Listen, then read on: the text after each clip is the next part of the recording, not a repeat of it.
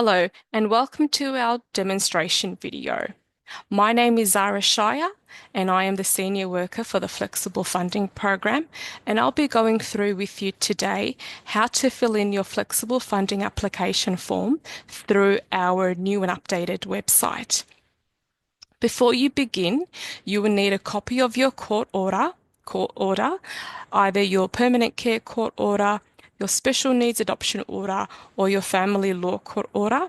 And you'll also need a copy of your latest DFFH care allowance payments, particularly within the last 30 days. And you will need a copy of that remittance every time you submit a new flexible funding application request. And you will also need a copy of a quote or an invoice for your funding request. So make sure you have those three documents beside you when you are working on your application form.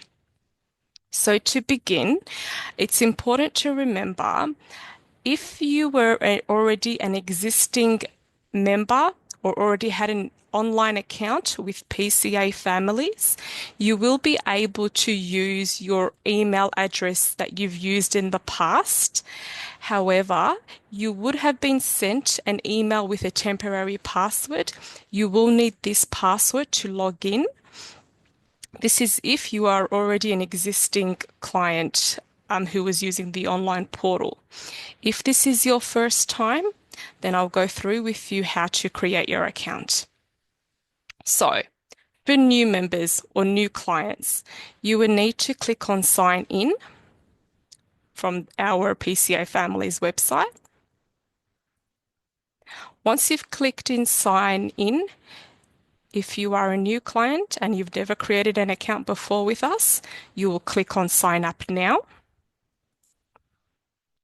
Then you would enter in your email address that you would like to use every time you log on to your PCAF account. Once you've entered a valid email address, you then click on Send Verification Code, and this will send a 6-digit code to your email address so that you can verify your email. Once you've entered in your 6-digit code, you will click on Verify. Then it will prompt you to create a password. You need to ensure that your password has a capital letter, a numeral value, and a special character. So a special character are things like either a hyphen or a exclamation mark or a $sign. Any special character will be sufficient. And then you will need to enter your first name and then your surname. This is for if you are a new user. If you are already and you have already received a temporary password that was automatically sent to your email address, what you will need to do is type in your email address and your password, your temporary password, and then click on Sign In. Once you have entered your temporary password, it will then prompt you to update your password. So, what I'm going to do now is I am going to log in.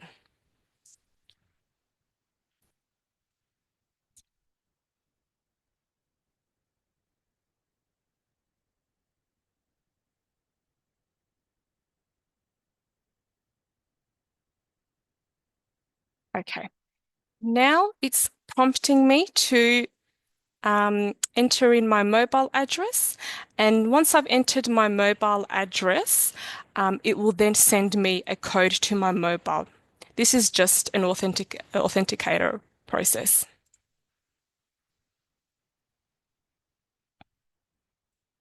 So I type in my 6-digit code.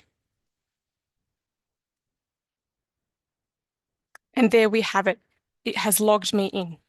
So the first thing that I need to do before I proceed in filling in my application form is I need to add all the children that are listed in my care that are eligible through the program.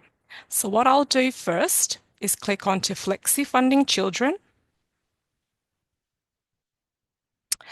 Once I click on Flexi Funding Children, I will then click on Add a Child.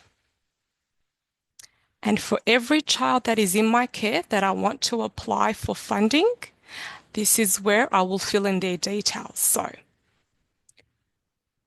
I will need to enter the child's first name, the child's last name, child's date of birth, gender,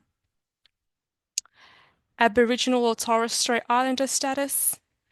Are you currently receiving the Victorian DFFH Carer Allowance for this child? Is your child's placement a Victorian Permanent Care Order, an adoption order, or a family court order? So you'll just need to select from the drop-down menu. Once you have done that, this is the part where it's handy to have your court order beside you. So what you will need to do is to enter your court order number. Then you will need to add in the date the order was granted, and that's usually listed at the bottom of the court order. If the child's name on the order is the same as their legal name, then you will click on yes. If there's a difference in name or there was a name change, you will just need to write down the name that was on their order and leave their legal name that they're currently known by at the top. And over here, if applicable, if you have the details of the office, the DFFH office that ordered the or granted the court order, for example, if it was the Preston office or the Dandenong office, you will just need to list that over here. And then you will need to answer this last question where you have to just let us know prior to the order, where was your child? Was your child in foster care, kinship care, or other type of care? Once you have proceeded with this, you will then click on Next. And then what it will do is it would save the child's details. So because I haven't filled out anything, it's not letting me save. But essentially, as an example that I've done earlier, the child that I've created is already over here, and this is where it would list it up. For every single child that you create, it would automatically come up here and it would add them individually. Once you have created all the children or listed all your children onto here, then you can proceed in filling in your application form. So the next step that you need to do is click on Flexi Funding Application, and then click on New Application, and then fill in the application form. So for child name, this is really easy. You just click on the little magnifying glass over here and add the child that you would want that you are applying for. So if it's for all children, then you will select all the children's names by clicking on the box. However, if you just want to add one child, for example, I've only got one child here, then you will just select that child. And as you can see, it's already pre-populated all their information. Then the next question is someone assisting you to complete this application? So if you are doing this application on behalf of your client and you are a referral agency or another type of agency, then this is where you need to fill in your details. So you will click on yes, and you'll need to fill in your details. If you are the actual client that's doing, or the carer that's actually doing the application form, then you'll just select no and proceed to filling in the rest.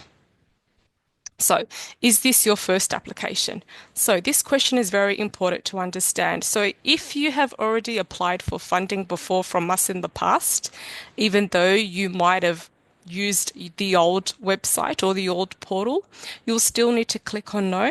But if this is your first time and you've never received any type of funding from us, then you will need to click on yes so that we are aware. And the next question, are you currently working with DFFH, Child Protection, for any of your children? So if you already have an open case with DFFH and they are still working with you, then you need to tick yes. However, if your case has been closed and you're no longer in contact with them, then you will need to tick no. The next question is, why is the funding needed and the benefits? So just in a couple of words, how will this funding help you and the child? So you'll just need to put a couple of words in there. Once you have done that, you'll click on next, and then it will take you to the invoice. So what you will need to do, whether you have an invoice or a quote or an estimation of what you would like funded and how much it's going to cost, it doesn't really matter at this stage if you have a complete invoice or not. However, it just speeds up the process when you already have an invoice nice and ready for us to go with. However, if you're still needing us to help you chase that up, we can do that for you. So you can still fill in this part. So where it says add invoice, you can click on add invoice. And let's just say, for example, I want to apply for school uniforms. So I'll just type in here the name of the school uniform shop. So I'll just type in here, just from the top of my head, PSW uniform shop. I think that's what they're called. And then consent to contact provider. So if you give us consent to contact the uniform shop if we have any issues with your invoice, then please select yes. Otherwise, if you select no, then we will contact you to get further details that we need. So this is really handy and important for us to know. Email address, it's not really, yeah, the email address for the provider. If you can see it on the invoice, it's handy if you can type it in. Otherwise, it's not essential. The most important thing here for us is for you to type in at least the name of the store, the consent, Aboriginal status of your child. So again, you're just repeating whether the child that you're applying for this particular invoice is of Aboriginal status. Description, if you want to communicate here with us and leave us some messages in regards to your invoice, you can just let us know in the comments here. And then the invoice, the total amount on that invoice that you're applying for. So if you have, for example, 3 different types of invoices or 3 different types of funding requests, we require that you fill in an invoice individually. So once you have completed with this one, close it and then click on add invoice again and then add your second request, similarly with your third request. So over here, you'll put in the invoice amount. So just for purposes of this demonstration video, I'm just going to put in here $200. GST, you can leave that out. We will deal with that later on. And then click Save.